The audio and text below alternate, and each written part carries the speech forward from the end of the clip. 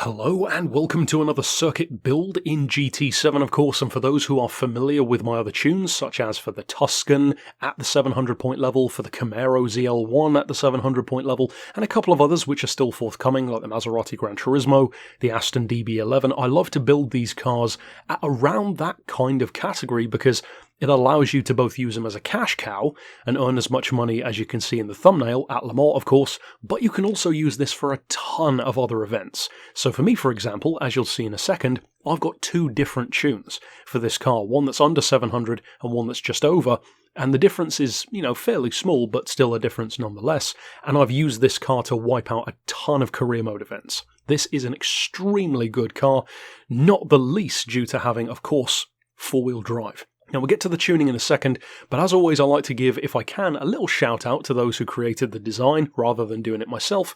So on this occasion, this is the player who created this livery and, visual kit, if you will, and this is one of the tags, at least, hashtag GTO, that you can look up in the livery search to find this particular build. I will be sharing this livery anyway, so if you want to look through my page or whatever, you can do it that way. But as far as the visuals, when you fit his kit, you can actually still change a couple of things. So for me, I changed the roll cage to the asymmetrical bar because I prefer that to the X bar.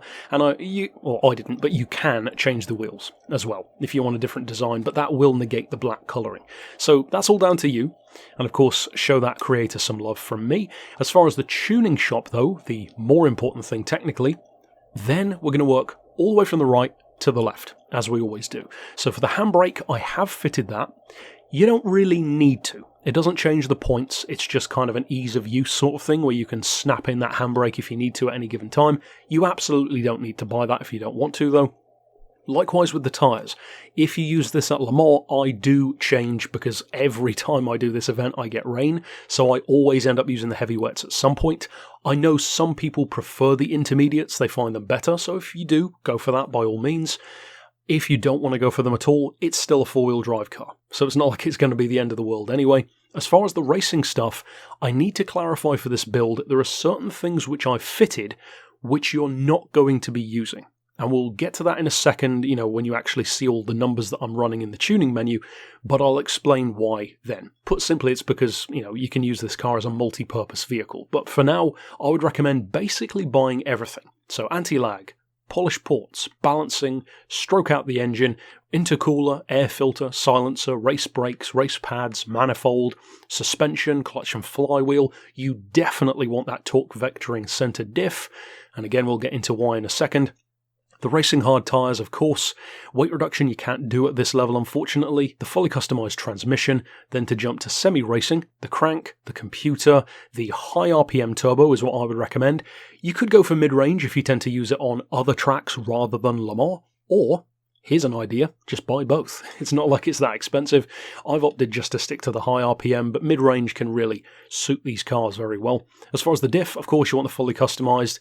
You could go for the body rigidity. I don't tend to bother with that myself, but if you want to give it a try, by all means do so. Stage 3 weight, of course you'll have to do 1 and 2 first. For the Club Sport, we've got the bored out engine, the high lift cams, the, of course, power restrictor, goes without saying, the stage 2 weight, and the ballast as well. This one is not running any ballast, and it's not running a restrictor, but again, it's just things that are really useful to have. So if you jump into a career mode where you have to have a certain amount of power, you have to reach a certain point level, they just come in really handy. If the car has to weigh a certain amount in an online race, all this kind of stuff. As far as the lower section, the sports section, the only thing you really need to do there is the stage 1 weight, which makes a pretty huge difference. And then of course it comes with Comfort Soft tyres anyway. Now, anything else that you want to buy, sports tyres, nitrous, go through all of that however you want, but that's what I've done for this build. Now to go into the tuning though, to get this to sit at 700, if I just come up here to the settings sheet, you can see I'm running 2. One is 699.6, one is 707. The 707 tune, of course, is not eligible at Le Mans, but that's the one that I use in everything else, pretty much in career mode. So if there's not a limit on the car you can use, I just slap that one on and demolish everything. This second sheet is specifically for 700-point events, of course. So we've got the racing hards. For the suspension, first of all, we've got the ride height on 100mm on the front, a little bit higher on the back at 105, helps with the turn-in. We've got the anti-rolls on 5, the compression on the dampers on 38, with 42 on the expansion side. For the frequency, 2.15 for the front, 2.3 for the back. On the back, for camber, we're running none and no toe either, then 0.10 toe on the front and 1 degree of camber. I personally like that, but try it, see what you think. Make any changes, of course, as necessary, as I always like to say. As far as the diff, that works really in tandem, of course, with the torque vectoring center diff, if you will. So as far as these numbers, we've got the lowest initial torque, then the highest sensitivity for both acceleration and braking. Might not be to everyone's taste. Give it a try, see if you like it. Of course, you can change it around if you don't. I've got it, as you can see, on a 50-50 split. Some may see that as a bit of overkill, kind of Audi TT Quattro style. That's kind of the reason why I like it, though, because this has a colossal amount of grip, especially on racing tyres, but because you have that torque vectoring, in effect active diff, you can change it while you're driving. So if I feel that it's too heavy, I can just click it down a couple of notches to a 40-60 split and immediately change the profile and the turn-in of the car. It's just a great little thing to be able to do. Nitrous, of course, is not fitted. For the transmission, it's a super basic one. I've just set it on 310 kilometers an hour on the auto, and then I haven't touched the individual gears. It's only a 5-speed. You could fettle those gears more specifically if you want to, but you are going to, of course, change the point level if you do. So keep an eye on that. As far as how it actually uses those gears in practice, well, in the event you'll see it a bit in a second, but if you run it in an endurance race with, the lean or the power on fuel, if you run it on level 1 fuel, so full power, you can get it up around 200 miles an hour. So pretty damn good for a car with that, full aero and race spec, everything. On the other end of the spectrum, if you put it up to 6, you can still do about 180 miles an hour just as it breaks into 5th gear. So most of the time it's kind of a 4-speed build, if you will, and it's just got so much torque and power, you don't really need any more gears than that most of the time. Like I said about having the ballast and that, as you can see, I've got none fitted for this tune. It's just a good thing to have. For the downforce, the rear is as low as it can go, then I've just matched that with the front. Then for the actual parts, this is again where fitting stuff and not actually using it can come into play. Because as you can see here, I do have the anti-lag, but it's not turned on. So I turn it on for the other build and then turn it off for this one. Because of course it's going to change the point level. Intercooler is stock, the air cleaner is stock, the manifold is stock, so you can put these on and take them off, of course, as necessary. I do have the 100% torque for the drift handbrake. Again, that's down to you. And then you can see all the stuff I do or don't have fitted for this exact setup. So what I would recommend doing, as I alluded to, is kind of having at least 2 builds. One for 700 and one just as an ultimate tune, because the ultimate one is just so fun to work with. It's such an OP vehicle.